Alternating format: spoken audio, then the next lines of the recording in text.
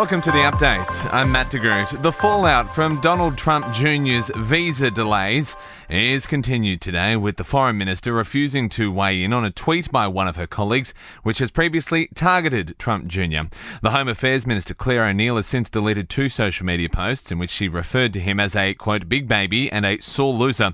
The visa has since been granted, but not before Trump Jr. had to delay a speaking tour to Australia this weekend.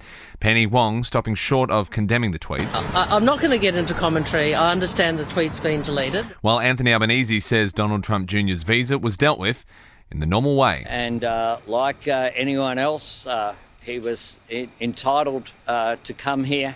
The deferral of his travel is a matter for him.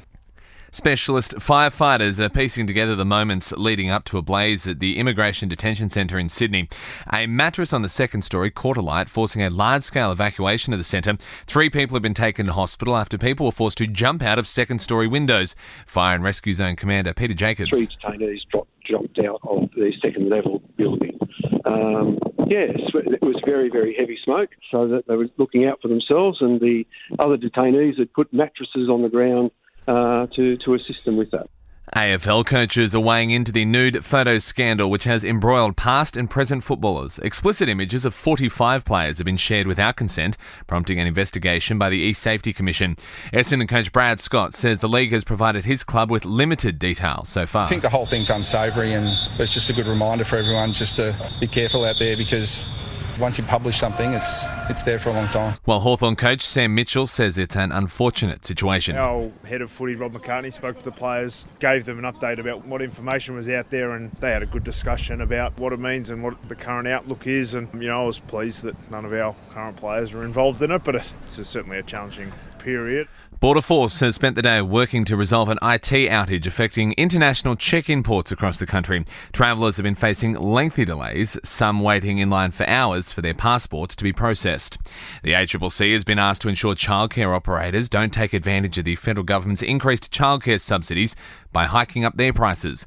Latest data confirms fees are rising faster than inflation, in some cases by 20% in just 2 years. Anthony Albanese says providers will be monitored closely, and his government's enhanced subsidy is rolled out from Monday. It was our first major commitment and our largest on-budget commitment that we made before the election. We have tasked the ACCC with ensuring no one takes advantage of the fact that we are putting in increased support. White House officials insist President Joe Biden and his family were not home when cocaine was uncovered in the West Wing.